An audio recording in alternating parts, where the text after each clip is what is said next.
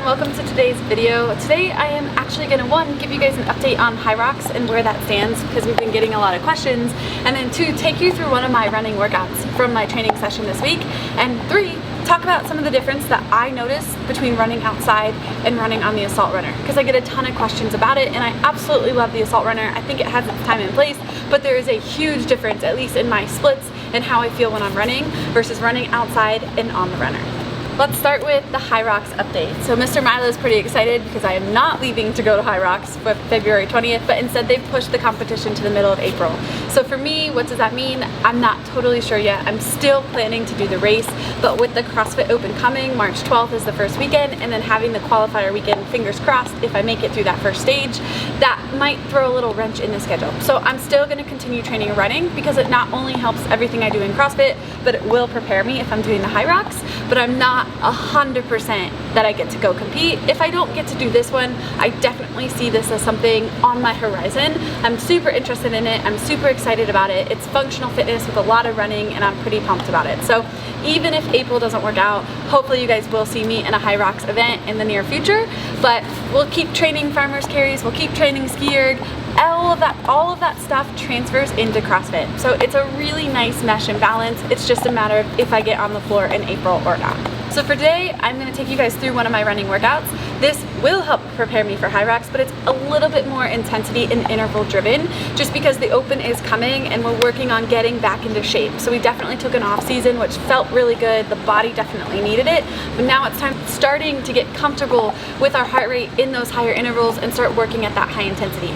So my running workout today, I'm gonna hit a nice long warm up, which I'll take you guys through, and then we're gonna go through 8 rounds of a 60-second run at about 80 to 85% into a 90-second active jog. You could also walk that 90 seconds. Then we're gonna immediately go into 10 rounds of 30 seconds all-out sprint into a 60-second active jog, and then we're gonna finish with a minute sprint. So it's gonna be a really good workout. It's gonna be a lot of work. It's not necessarily today about how much distance that I'm achieving, but more about maintaining my paces and keeping that high intensity throughout this entire workout. When you run, it's super important to warm up. I think that's kind of a theme that you'll see within all of our workout videos. Warm up is so important, just to make sure you're not only ready for the movements, but also ready to perform at the intensity that you're looking for. So when I start running, whether it's outside or on the runner, I always hit a solid 4 to 6 minutes, just at like an easy jog pace.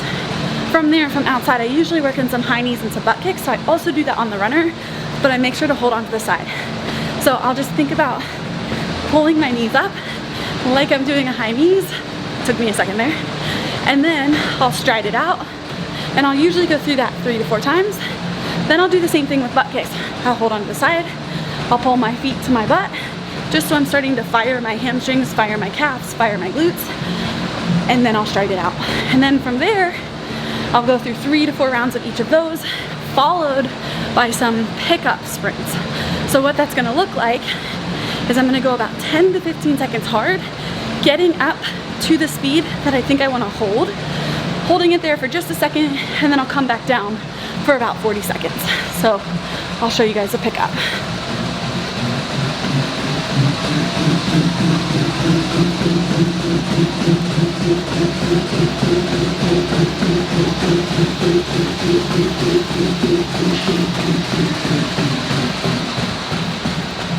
And the way I like to do these pickups, I work in a solid 3 to 4. Each one gets a little faster.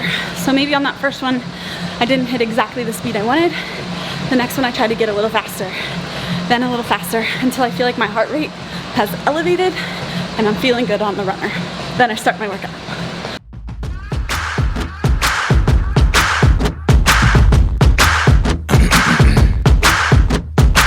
Attention.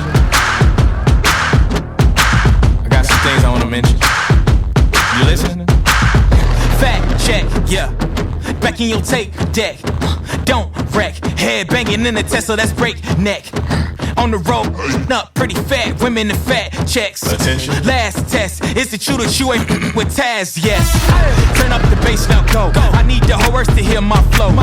Yeah. Act like you know. 1, 2, 3, we been here before. I would get so dark. That dumb when you get too small. Getting high in it and pour contact high for my and score. Sun, rain, don't come cheap, so I need change. Break the chains. Like a phoenix, I rise out of these flames. No more games. Beauty is pain, so I take aim. We ain't the same. You lame, I reign. Say what? I reign. Let's go. I reign. I reign. We ain't the same. You lame, I reign. No pressure. Just pleasure. This all the thanks I get. Need pressure. That was a really good workout. So I did something similar last week, and this week I tried to up my miles per hour just a little bit and hold it and not fall off, and I was able to do so. And I was even able to get a little faster on my 30-second sprint. So it just shows you like building confidence and getting used to that higher heart rate really will take you further in your fitness level. But I did promise you guys I would share with you a couple of things that I noticed versus indoor running on the Assault Runner versus being outside. On the Assault Runner, for me, it's a lot more challenging to keep a pace. So outside I can run a pretty comfortable 6:30 mile, not feeling too strenuous, and I could do repeats at that pace or even a 7-minute mile.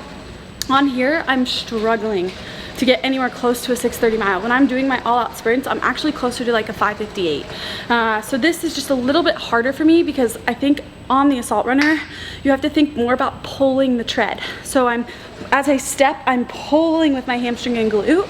And then also, I wanna make sure that I'm not traveling forwards or backwards on it. Because when I step forwards, it gets going really fast and I feel like I'm out of control. Where if I float to the back of it, it's gonna slow down.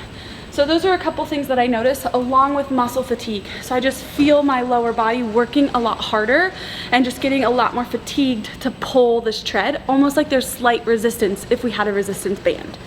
Outside running, I notice it's a lot easier to keep that turnover and to feel like I'm floating. So when I'm running, I like to think about propelling myself forward. So I don't want to be resting on the ground long because that's just wasted time and wasted energy.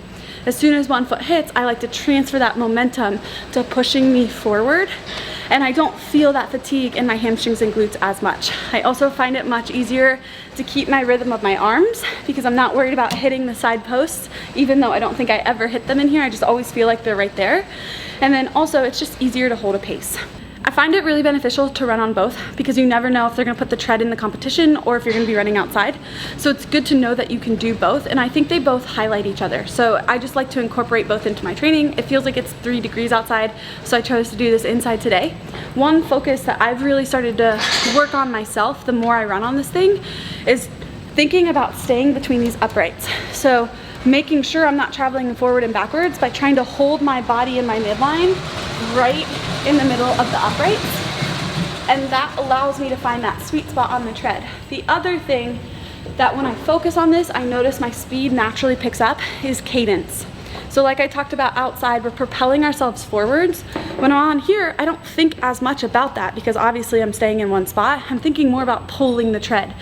When I pull, sometimes I leave my foot on it too long. So instead, if you're running on a tread often, think about your cadence.